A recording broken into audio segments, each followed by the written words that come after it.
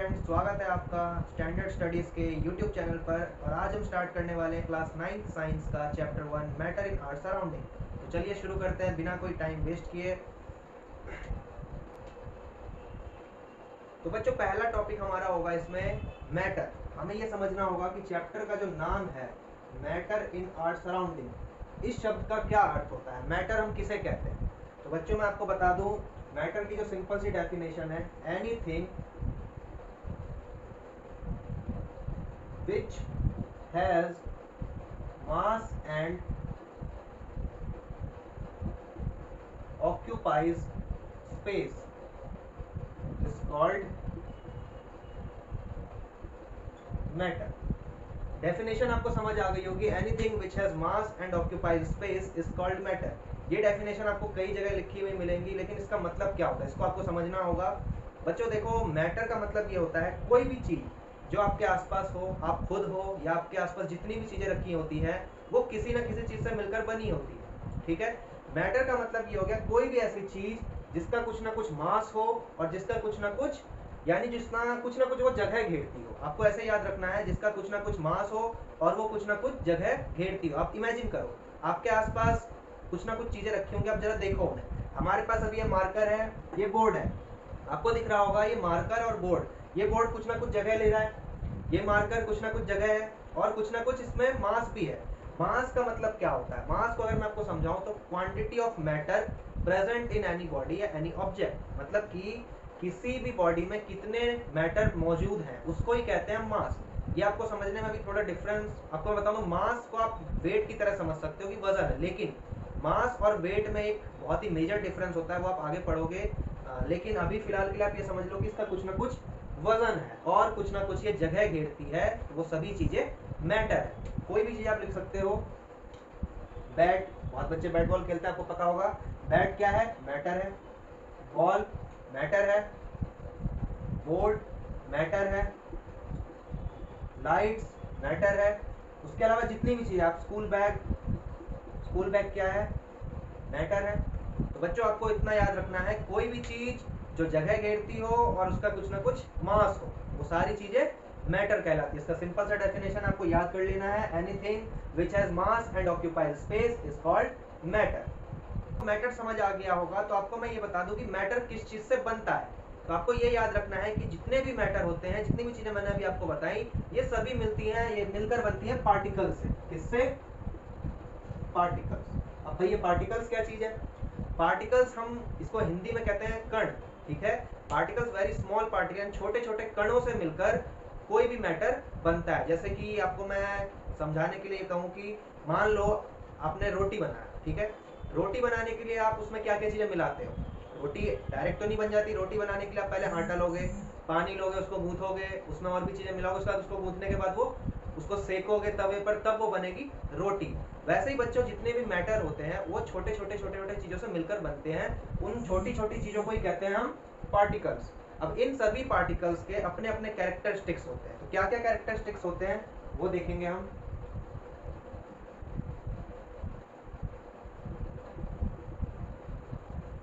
Characteristics of particles of matter. बच्चों सबसे पहला कैरेक्टरिस्टिक्स होता है पार्टिकल, यानी कि जो भी मैटर है, मैंने तुम्हें बता दिया मैटर किससे बना होता है? छोटे छोटे पार्टिकल से मिलकर। तो जितने भी पार्टिकल्स होते हैं वो हमेशा कॉन्टिन्यूअसली मोशन में होते हैं। कह सकते हो तुम इसको कॉन्टिन्यूअसली मूविंग। पहली कैरेक्टरिस्टिक्स है, यानी कि ये उन कणों के गुणधर्म की अगर हम बात करें तो सबसे पहला गुणधर्म क्या होगा कि जितने भी मैटर हैं वो जिस भी पार्टिकल से बने हुए हैं, उसके सभी पार्टिकल्स आपस में मूव करते रहेंगे, वो बिल्कुल मोशन में होंगे, रुके हुए नहीं होंगे। सेकेंड पॉइंट आपको याद रखना है, जो जितने भी पार्टिकल्स होते हैं, एक पार्टिकल दूसरे पार्टिकल से अट्रैक्ट होता है, यानी कि इनके बीच फोर्स ऑफ अट्रैक्शन होता है। Force of attraction between particles. तीसरा पॉइंट आपको याद रखना है, जितने भी पार्टिकल्स होंगे इनके बीच कुछ ना कुछ, थोड़ा ही सही लेकिन कुछ ना कुछ स्पेस जरूर होगा। Space between particles. तो बच्चों ये तीन पॉइंट आपको अच्छे से याद रखने हैं। सबसे पहला कि जो मैटर होता है किससे बना होता है, पार्टिकल से। जो पार्टिकल्स होते हैं उसके कैरेक्टरिस्टिक्स क्या क्या है, सबसे पहली कैरेक्टरिस्टिक्स है कॉन्टिन्यूअसली मूविंग, जो भी पार्टिकल्स होंगे वो हमेशा मूव करते रहते हैं, रेस्ट पोजीशन पे नहीं होंगे। सेकंड पॉइंट है force of attraction between particles, जो भी पार्टिकल्स होंगे उनके बीच फोर्स ऑफ अट्रैक्शन होगी, यानी कि जो भी एक दूसरे से अट्रैक्ट होते रहेंगे, जो भी पार्टिकल्स होंगे एक दूसरे को अट्रैक्ट करेंगे। थर्ड पॉइंट है स्पेस बिटवीन पार्टिकल्स, तो जो भी पार्टिकल्स होंगे उनके बीच कुछ ना कुछ खाली स्थान जरूर होगा। तो बच्चों ये था characteristics of particles of matter. Characteristics of particles of matter के बाद आपको नेक्स्ट टॉपिक पढ़ना है states of matter. States of matter में आपको ये समझना होगा कि भाई मैटर के कितने रूप होते हैं। आसान लैंग्वेज आप कहोगे कि जो पदार्थ हैं उसके कितने रूप होते हैं। जनरली बच्चों आप सभी को पता होगा कि जो मैटर है वो जनरली आप 3 रूप में देखते होगे, सॉलिड, लिक्विड, गैस, पर ऐसा नहीं है। मैटर के हमेशा 5 फॉर्म होते हैं, लेकिन हमें पढ़ने 3 ही हैं, क्योंकि बाकी के जो 2 हैं वो आपके नॉन इवेल्युएटिव है, यानी कि वो आपके एग्जाम के पर्पज से आपको नहीं पढ़ना है। तो यहाँ पे हम 3 फॉर्म लिखते हैं। सबसे पहला है सॉलिड, दूसरा है लिक्विड, तीसरा है गैस, या इसको कह सकते हो तुम गैसियस स्टेट। ठीक है, 3 स्टेट है, solid state, liquid state and gaseous state. इसके अलावा 2 और स्टेट होते हैं, पहला प्लाज्मा स्टेट और उसके बाद लास्ट है बोस-आइंस्टीन कंडेंसेट। तो बच्चों आपको याद रखना है, जब भी आपसे पूछा जाए कि मैटर के कितने स्टेट होते हैं, तो there are 5 states of matter. First is solid state, second liquid state, third is gaseous state and then fourth plasma state and fifth is Bose Einstein condensate.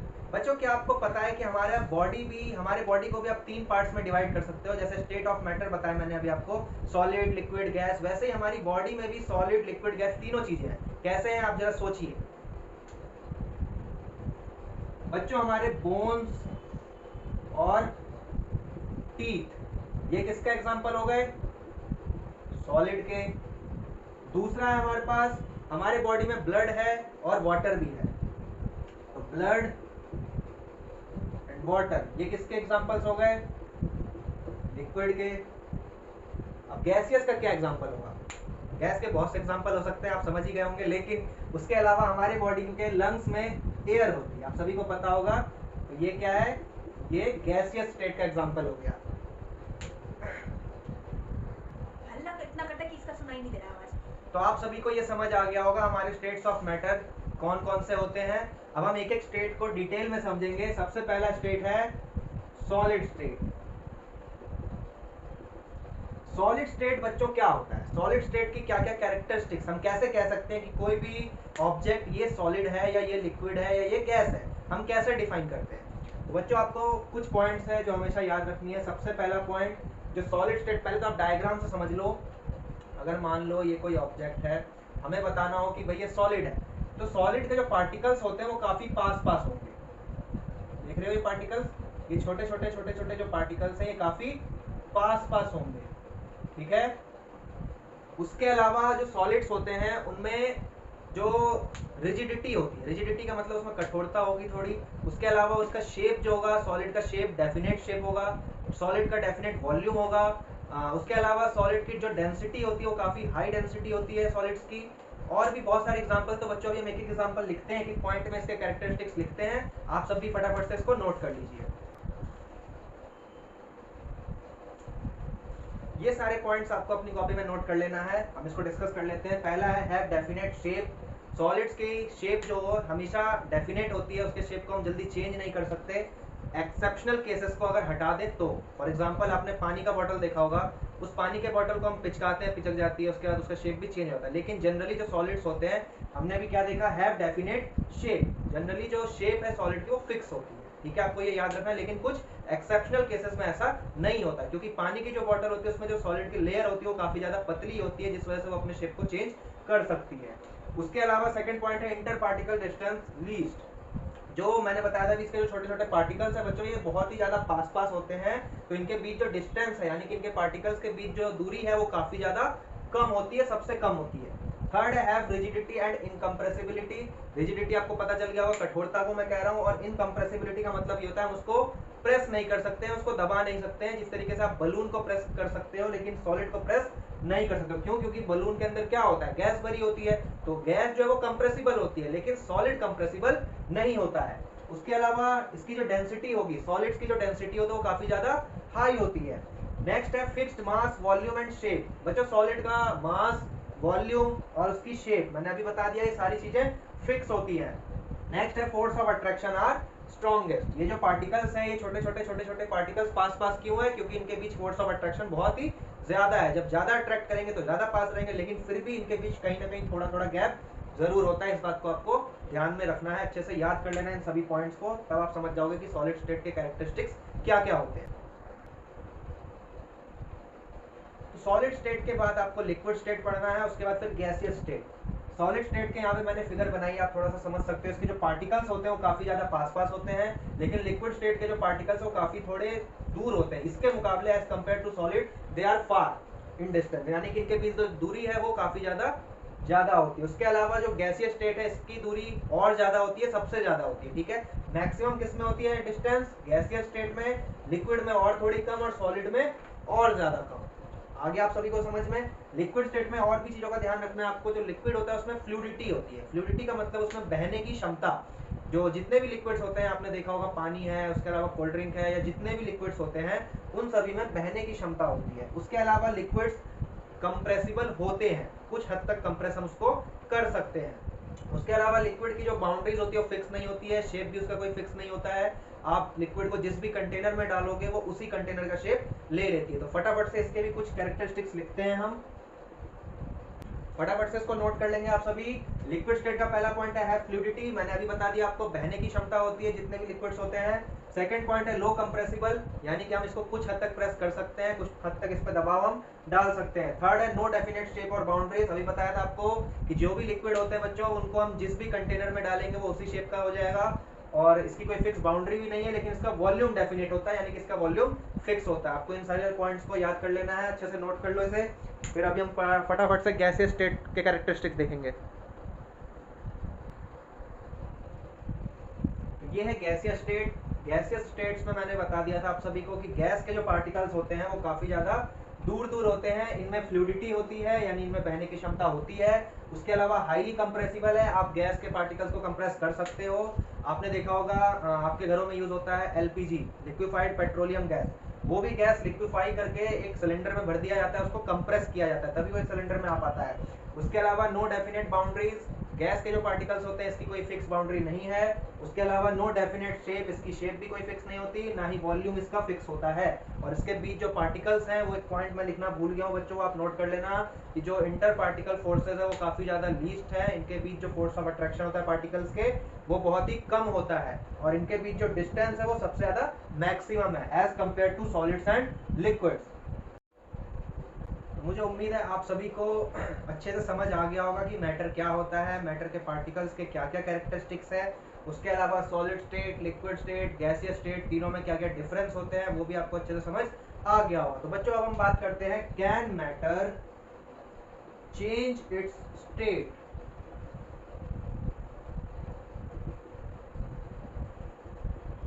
Can matter change its state, क्या जितने भी पदार्थ होते हैं अपनी अवस्थाओं को बदल सकते हैं? क्या कोई भी सॉलिड लिक्विड में चेंज हो सकता है? क्या कोई लिक्विड गैस में चेंज हो सकता है? और क्या कोई गैस सॉलिड में चेंज हो सकता है? क्या ये पॉसिबल है? तो बच्चों इसका आंसर है एब्सोल्युटली यस। कोई भी मैटर अपने स्टेट को चेंज कर सकता है। फॉर एग्जाम्पल अगर हम वाटर की बात करें, वाटर जो है हमारे पास तीनों फॉर्म में एग्जिस्ट करता है। जैसे कि सॉलिड में अगर हम बोले, सॉलिड में वाटर कैसे एग्जिस्ट करता है? एज आइस, आइस के फॉर्म में एग्जिस्ट करता है। अगर हम लिक्विड में बोले, लिक्विड में कैसे एग्जिस्ट करता है? वाटर के फॉर्म में। अगर हम गैसियस स्टेट की बात करें, उसमें कैसे एग्जिस्ट करता है? वाटर वेपर की फॉर्म में। तो बच्चों इतना आपको समझ आ गया होगा कि जो मैटर है वो अपने स्टेट को चेंज कर सकते हैं। कैसे चेंज कर सकते हैं? उसके भी अलग अलग तरीके होते हैं। जो भी मैटर है अपने स्टेट को दो तरीके से चेंज कर सकता है। सबसे पहला, by changing the temperature.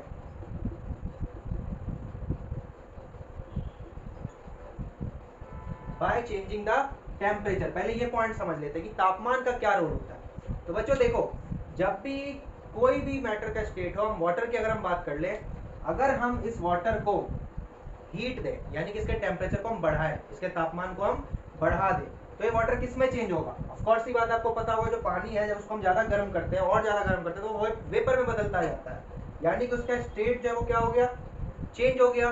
Liquid state में किस में चेंज हो गया, वो गैसियस स्टेट में। वहीं अगर हम इस वाटर के टेम्परेचर को कम कर दें, इसको अगर हम फ्रीज कर दें, मान लो पानी का बॉटल लिया मैंने, फ्रीजर में डाल दिया, इससे क्या होगा, इस वाटर के जो टेम्परेचर है वो कम हो जाएगा और ये वाटर किस में चेंज होगा, आइस में। किस में चेंज होगा बच्चों, आइस में। तो आपको ये पता चल गया कि तापमान को बदलने से क्या डिफरेंस आता है मैटर के स्टेट में। दूसरा पॉइंट आपको याद रखना है, बाय चेंजिंग द प्रेशर। अब प्रेशर का क्या रोल होता है, प्रेशर को हिंदी में कहते हैं दबाव, आप सभी को पता होगा। तो बच्चों देखो, अभी आपने पढ़ा था कि जितने भी स्टेट है मैटर के, मैं अगर बताऊं, मान लेते हैं सॉलिड है, सॉलिड के जो पार्टिकल्स होते हैं काफी पास पास होते हैं, और ये मान लेते हैं लिक्विड है, इसके particles as compare to solid थोड़े दूर दूर होते हैं। उसके बाद एक और बनाते हैं गैस, ये है गैस, ठीक है, इसके पार्टिकल्स थोड़े और ज्यादा दूर दूर होते हैं। तो बच्चों देखो, सॉलिड लिक्विड गैस, इसमें प्रेशर का क्या चेंज होगा, प्रेशर का रोल क्या होगा अगर हम किसी मैटर के स्टेट को चेंज करना चाहते हैं। इसमें ये होगा, अगर हम गैस के पार्टिकल्स को, मान लो एक गैस का पार्टिकल, ठीक है, गैस के पार्टिकल्स पे अगर हम प्रेशर बढ़ाएंगे, अगर हम उसमें प्रेशर को इंक्रीज करेंगे, तो क्या होगा, इसके जितने पार्टिकल्स है वो पास पास आते जाएंगे, इसके जितने पार्टिकल्स होंगे वो क्या होंगे, पास पास आते जाएंगे। और जब ये पास आएंगे, और अगर गैस के टेम्परेचर को, टेम्परेचर अगर मैं कम कर दूं, तो इमेजिन करो अगर लिक्विड है कोई, पानी की मैं बात कर रहा हूँ, पानी को अगर हम ज्यादा गर्म करते हैं, यानी कि उसमें जब टेम्परेचर बढ़ाते हैं तो किस में बदलता है, गैस में बदलता है। अगर हम उसी गैस के टेम्परेचर को कम कर दें, तापमान को अगर हम घटा दें और प्रेशर को हम बढ़ा दें जिससे कि पार्टिकल्स पास पास आ जाए, तो क्या गैस लिक्विड में चेंज हो सकती है, बिल्कुल चेंज हो सकती है। गैस अपने स्टेट को चेंज कर सकती है, गैसियस स्टेट से वो लिक्विड स्टेट में आराम से चेंज हो सकती है। बस हमें दो चीजों का ध्यान रखना होगा, सबसे पहला बाय चेंजिंग द टेम्परेचर, तापमान को हमें कम करना पड़ेगा, और दूसरा by changing the pressure, pressure को हमें इंक्रीज करना पड़ेगा। जब प्रेशर बढ़ाएंगे तो पार्टिकल्स पास पास आ जाएंगे, और अगर तापमान को हम घटाएंगे तो वो जो गैसियस स्टेट है वो किस में चेंज हो जाएगा, लिक्विड स्टेट में चेंज हो जाएगा। तो आपको समझ आ गया होगा, can matter change its state, तो बिल्कुल absolutely yes, matter can change its state from solid to liquid, liquid to gas, and gas to solid. आप सभी को ये चार्ट भी अच्छे से याद कर लेना है, जब सॉलिड से लिक्विड में चेंज होती है चीजें तो उस प्रोसेस को हम कहते हैं मेल्टिंग, और जब लिक्विड से सॉलिड में चेंज होती है तो उसको हम कहते हैं फ्रीजिंग। लिक्विड से जब हमें सॉलिड में चेंज करना होता है तो ऑफ कोर्स सी बात है, हम टेम्परेचर को घटाते हैं, और जब टेम्परेचर को घटाते हैं तो उसी प्रोसेस को हम कहते हैं फ्रीजिंग, यानी कि जमना। जब लिक्विड से गैस में बदलना हो उस प्रोसेस को कहते हैं इवेपोरेशन, और जब गैस से लिक्विड में बदलना हो तो उसको कहते हैं हम कंडेंसेशन। सॉलिड से डायरेक्ट अगर कोई चीज गैस में चेंज हो रही है तो उस प्रोसेस को कहते हैं सब्लिमेशन, इसको भी हम डिटेल में डिस्कस करेंगे। अगर गैस से कोई चीज सॉलिड में चेंज हो रही है तो उस प्रोसेस को कहते हैं हम डिपोजिशन। तो बच्चों ये चार्ट आपको अच्छे से याद कर लेना है, प्रैक्टिस कर लेनी है इसकी, और इन प्रोसेस को भी पढ़ लेना है, melting, freezing, evaporation, condensation, sublimation and deposition. इसके बाद आपको दो और चीजें ध्यान से याद कर लेनी है, एक है मेल्टिंग पॉइंट और दूसरी है बॉइलिंग पॉइंट। ये दोनों चीजें आखिर है क्या, मेल्टिंग पॉइंट क्या होता है और बॉइलिंग पॉइंट क्या होता है, इसको पहले समझ लेते हैं बच्चों। मेल्टिंग पॉइंट यानी मेल्ट होना, मेल्ट यानी कि पिघलना। जब कोई भी सॉलिड जब हम उसको हीट देंगे तो ऑफ कोर्स ये बात है, सॉलिड किस में चेंज होगा, लिक्विड में चेंज होगा। तो जब सॉलिड लिक्विड में चेंज होता है, यानी कि कोई ऐसा टेम्परेचर, एक ऐसा तापमान जिसमें कोई भी सॉलिड ऑब्जेक्ट लिक्विड स्टेट में चेंज होने लग जाए, उस पॉइंट को हम कहते हैं, उस एग्जैक्ट टेम्परेचर को हम कहते हैं उसका मेल्टिंग पॉइंट। और बॉइलिंग पॉइंट का मतलब ये होता है, कोई भी लिक्विड जब हम उसको हीट करेंगे, यानी उसको जब हम गर्म करेंगे तो उबलना शुरू होगा। ऐसा टेम्परेचर, ऐसा तापमान जिस पर कोई भी लिक्विड उबलना शुरू हो जाए, बॉयल होना शुरू हो जाए, उस टेम्परेचर को, उस एग्जैक्ट टेम्परेचर को कहा जाएगा उस ऑब्जेक्ट का बॉइलिंग पॉइंट। तो इसकी डेफिनेशन फटाफट से नोट कर लीजिए आप सभी।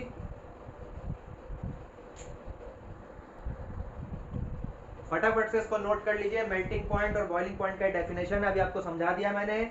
मेल्टिंग पॉइंट वैसा टेम्परेचर होता है जब कोई भी सॉलिड मेल्ट होता है, किसमें, लिक्विड में, यानी कि मेल्ट होकर किसमें चेंज होता है, वो लिक्विड स्टेट में, तो उस एग्जैक्ट टेम्परेचर को कहते हैं मेल्टिंग पॉइंट। और बॉइलिंग पॉइंट वो होता है जब कोई भी लिक्विड बॉयल होना शुरू हो जाए, यानी कि उबलना शुरू हो जाए, उस एग्जैक्ट टेम्परेचर को हम कहते हैं उसका बॉइलिंग पॉइंट। तो आपको मेल्टिंग पॉइंट और बॉइलिंग पॉइंट अच्छे से समझ आ गया होगा। अब नेक्स्ट टॉपिक है sublimation.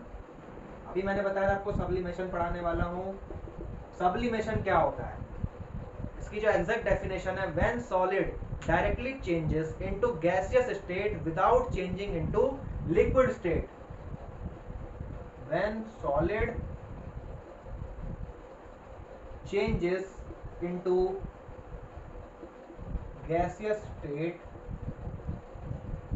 without changing into liquid state is called sublimation। देखो बच्चों, आपको पता होगा, अगर मैं वाटर का एग्जांपल दूं तो पानी जब आइस के फॉर्म में होता है, किसमें, आइस के फॉर्म में, यानी कि वो सॉलिड है, अभी किसमें है, वो सॉलिड फॉर्म में। अगर सॉलिड फॉर्म से हमें किसी चीज को गैसियस फॉर्म में लाना हो तो हम क्या करते हैं, अभी हमने पढ़ा था कि या तो हम टेम्परेचर को घटाते या बढ़ाते हैं, लेकिन जब हमें सॉलिड से गैसियस में लाना तो ऑफ कोर्स हम टेम्परेचर को बढ़ाएंगे। तो जब टेम्परेचर को बढ़ाते हैं तो आइस को जब तुम हीट दोगे, यानी कि जब उसको तुम गर्म करोगे तो आइस किस में चेंज होगा, वाटर में। जब वाटर को और हीट करोगे तो किस में चेंज होगा, वेपर्स में, यानी गैसियस स्टेट कह सकते हो तुम। तो बच्चों, तुमने अभी देखा कि ज्यादातर जो चीजें होती है हम उसको जब हीट करते हैं, ज्यादातर सॉलिड को जब तुम हीट करोगे तो सॉलिड से वो चेंज होती है लिक्विड में, और लिक्विड से फिर बदलती है वो गैसियस स्टेट में। लेकिन कुछ चीजें ऐसी है जो ऐसा नहीं करती है, इस रूल को फॉलो नहीं करती, वो जनरली डायरेक्ट सॉलिड से गैस में चेंज हो जाती है, यानी कि सॉलिड से डायरेक्ट जो चीज गैस में चेंज होगी उस प्रोसेस को हम कहते हैं सब्लिमेशन। इसके कुछ एग्जांपल्स हैं बहुत बढ़िया से। पहला है बच्चों कैम्फर। कैम्फर यानी कपूर, आप सभी को पता होगा, पूजा पाठ में हम यूज करते हैं। जब उसको जलाते हैं, जब उसमें माचिस की तीली लगा के उसको जलाते हैं तो क्या होता है, वो कुछ देर बाद बिल्कुल गायब हो जाती है, यानी कि सॉलिड फॉर्म से किसमें चेंज हो जाती है, डायरेक्ट गैसियस फॉर्म में। उसके अलावा अमोनियम क्लोराइड, अमोनियम क्लोराइड भी सब्लिमेशन का बढ़िया एग्जांपल है। ये भी क्या होता है, जब हम उसको हीट करते हैं तो ये डायरेक्ट सॉलिड से किसमें चेंज हो जाती है, गैसियस स्टेट में। उसके अलावा बच्चों नेफ्थलीन बॉल्स, ये नेफ्थलीन बॉल वाला एक क्वेश्चन आपके एक्सरसाइज में भी दिया होगा पहले चैप्टर के, कि नेफ्थलीन बॉल्स वही वो जो सफेद सफेद गोलियां होती है, फिनाइल की गोलियां कह सकते हो तुम, वो समय के साथ साथ गायब कैसे हो जाती है। तो उसके पीछे जो रीजन है वो सब्लिमेशन प्रोसेस ही होता है, क्योंकि नेफ्थलीन बॉल्स जो है वो इन्वायरमेंट के हीट को एब्जॉर्ब करती है, और इन्वायरमेंट के हीट के कारण वो डायरेक्ट सॉलिड फॉर्म से गैसियस स्टेट में चेंज हो जाती है, और इसी प्रोसेस को हम कहते हैं सब्लिमेशन। तो आप सभी को ये तो समझ आ गया होगा कि हम किसी भी स्टेट ऑफ मैटर को हम इंटरचेंज कर सकते हैं, सॉलिड से लिक्विड में, लिक्विड से गैस में, देन गैस से सॉलिड में। तो बच्चों, आपको ये भी पता चल गया होगा इस पॉइंट का अर्थ क्या है। Solid, liquid and gases are determined by temperature and pressure. तो जितने भी मैटर के स्टेट होते हैं, चाहे वो सॉलिड हो, लिक्विड हो या गैस हो, वो किस पे डिपेंड करते हैं, इन दो चीजों पर, टेम्परेचर एंड प्रेशर पर। तो आपको यहाँ तक अगर अच्छे से समझ आ गया है तो आप चलते हैं नेक्स्ट टॉपिक पर, अपने latent heat of fusion and then latent heat of vaporization. Latent heat of fusion का डेफिनेशन लिख दिया है मैंने यहाँ पे, amount of heat required to change 1 kg solid to its liquid state at its melting point at atmospheric pressure. देखो भाई, latent heat of fusion एक टाइप की हीट ही है, यहाँ पे एक टाइप की हीट की हम बात कर रहे हैं। जब किसी भी सॉलिड को लिक्विड स्टेट में चेंज करना होता है उसके मेल्टिंग पॉइंट वाले टेम्परेचर पे, तो उसी चीज को हम कहते हैं लेटेंट हीट ऑफ फ्यूजन। ऐसी हीट जो अमाउंट ऑफ हीट कह रहे हैं जनरली हम, उस अमाउंट यानी कि जो हीट है, कितने अमाउंट में हमें उस हीट की जरूरत है, तो amount of heat required to change, कितने अमाउंट में हमें उस हीट की जरूरत है, या अमाउंट ऑफ हीट जो change 1 kg solid to its liquid state at its melting point. समझ आया? आसान तरीके से समझो तो भाई, जितनी गर्मी चाहिए किसी सॉलिड को लिक्विड में चेंज करने के लिए, उसी तापमान को हम कहते हैं लेटेंट हीट ऑफ फ्यूजन। और ऐसे ही है लेटेंट हीट ऑफ वेपोराइजेशन। इसमें क्या होता है, जब कोई भी लिक्विड स्टेट में अगर कोई मटेरियल है उसको हमें चेंज करना है गैसियस स्टेट में। अगर हम 1 kg लिक्विड को अगर गैसियस स्टेट में चेंज करें तो हमें जितनी हीट चाहिए, अमाउंट ऑफ हीट हमें जितनी रिक्वायरमेंट होगी, उसी को हम कहेंगे लेटेंट हीट ऑफ वेपोराइजेशन। तो आपको अगर ये दोनों पॉइंट समझ आ गए हैं तो चलते हैं अपने नेक्स्ट टॉपिक पर, जो कि है इवेपोरेशन। और वो बहुत ही इंटरेस्टिंग टॉपिक है बच्चों, बहुत मजा आने वाला है, तो फटाफट से इसको नोट कर लीजिए। तो तो बच्चों नेक्स्ट टॉपिक है हमारे इवेपोरेशन। इवेपोरेशन क्या होता है? आपने बचपन की क्लास में पढ़ा भी होगा कि इवेपोरेशन को हम हिंदी में वैसे तो वाष्पीकरण कहते हैं, लेकिन इवेपोरेशन होता क्या है? इसका सिंपल सा डेफिनेशन है, when liquid converts into gaseous state. आसान तरीके से मैं समझाऊं तो भाई जो भी लिक्विड है अगर हम उसको हीट करें तो लिक्विड किस में चेंज होता है? गैसियस स्टेट में। ऑफ कोर्स ही बात है। तो जब कोई भी लिक्विड गैसियस स्टेट में चेंज होता है उसी चीज को हम कहते हैं इवेपोरेशन। तो इवेपोरेशन क्या है? A surface phenomena in which liquid changes into vapours at any temperature below its boiling point. Evaporation एक सरफेस फेनोमेना है जब कोई भी लिक्विड वेपर्स में चेंज होता है यानी गैसियस स्टेट में चेंज होता है, पर एक चीज का आपको ध्यान रखना है, जो टेम्परेचर होगा वो बिलो इट्स बॉइलिंग पॉइंट होगा, यानी कि जो लिक्विड है उसके बॉयल होने से कम तापमान, ठीक है, जितने टेम्परेचर पे वो बॉयल होता है उससे कम टेम्परेचर पे जब वो वेपर में चेंज होने लगता है तो उसी प्रोसेस को क्या कहते हैं हम? इवेपोरेशन। तो देखो इवेपोरेशन भी बहुत सारे फैक्टर से इफेक्ट होता है। कुछ फैक्टर्स है जो हम जान लेते हैं कौन कौन से फैक्टर्स है, यानी कि किन चीजों से इवेपोरेशन पे असर पड़ेगा। तो सबसे पहला फैक्टर तो है टेम्परेचर। टेम्परेचर से कैसे इफेक्ट पड़ता है? देखो बच्चों, जब गर्मी ज्यादा पड़ती है तो इवेपोरेशन का रेट भी ज्यादा होता है, ठीक है। तो इस चीज का आपको ध्यान रखना है कि जब तापमान बढ़ेगा तो इवेपोरेशन भी बढ़ेगा, जब टेम्परेचर घटेगा तो इवेपोरेशन भी घटेगा। उसके बाद आपको सेकंड पॉइंट याद रखना है, सरफेस एरिया। सरफेस एरिया का क्या मतलब है? सरफेस एरिया को जनरली मुझे लिखना चाहिए था exposed surface area. Exposed surface area.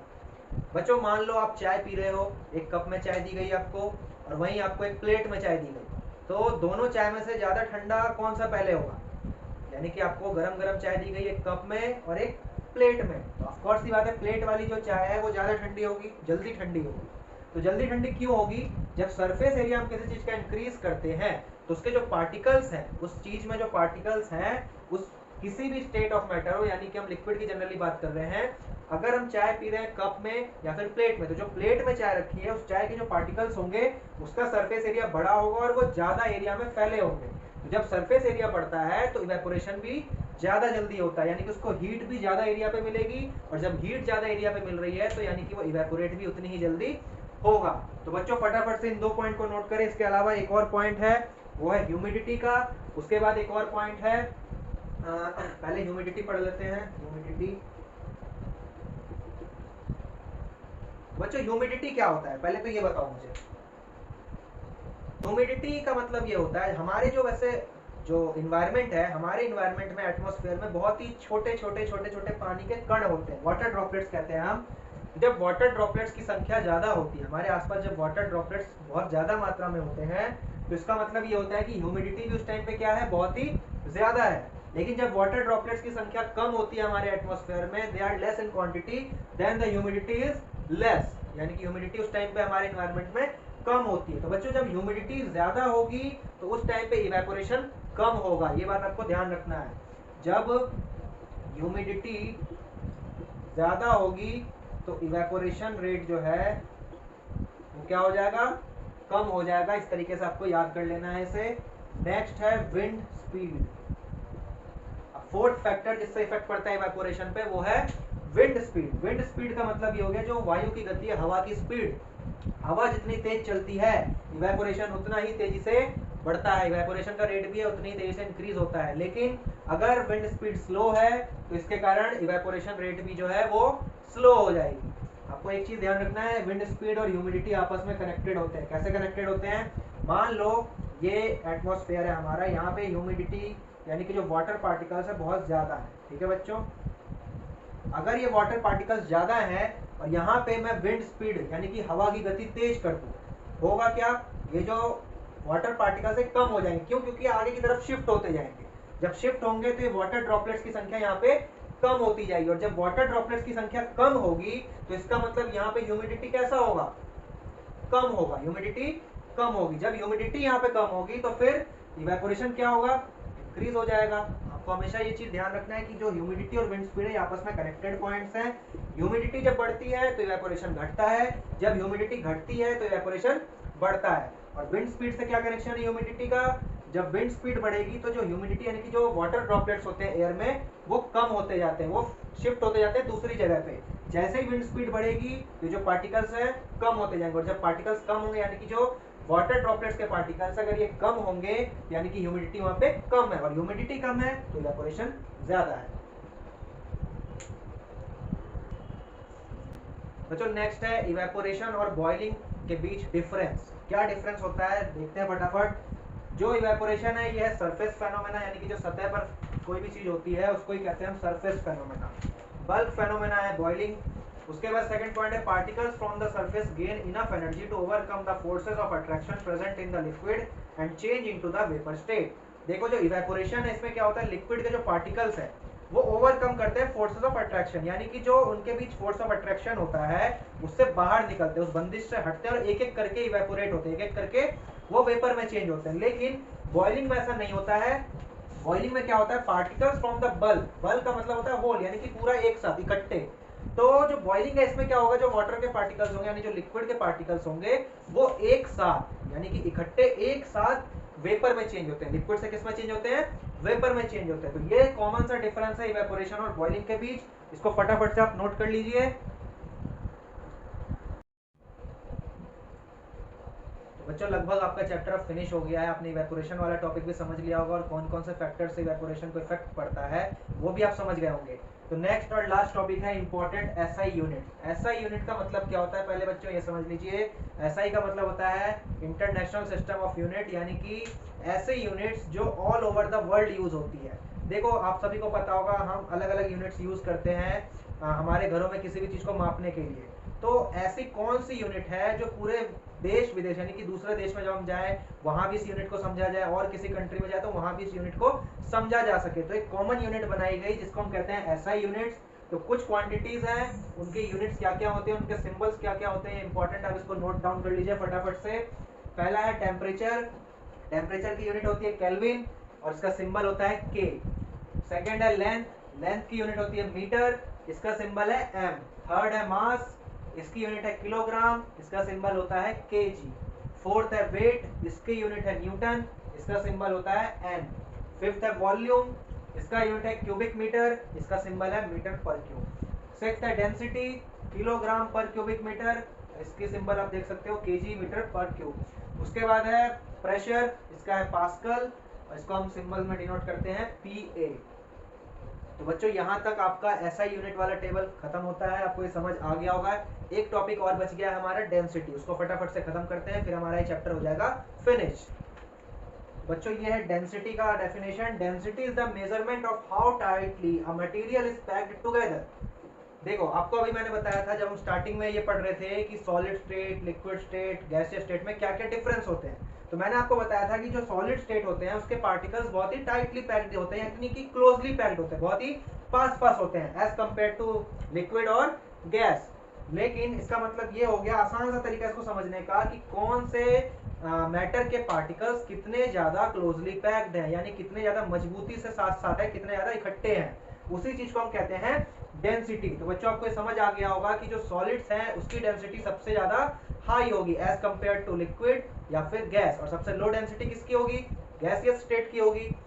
तो सॉलिड स्टेट की डेंसिटी सबसे ज्यादा होगी। इसको हम डिफाइन कैसे करते हैं, defined as the mass per unit volume. इसका ये फॉर्मूला हो गया डेंसिटी का, density is equal to mass upon volume, और इसकी यूनिट होती है ये। अब इसको यहाँ से समझ भी गए होंगे, यहाँ पे जो मैंने लिखा था ये डेंसिटी किलोग्राम पर क्यूबिक मीटर। अगर आपको यहाँ तक समझ आ गया है तो इसका मतलब आपको ये चैप्टर अच्छे से क्लियर हो गया होगा।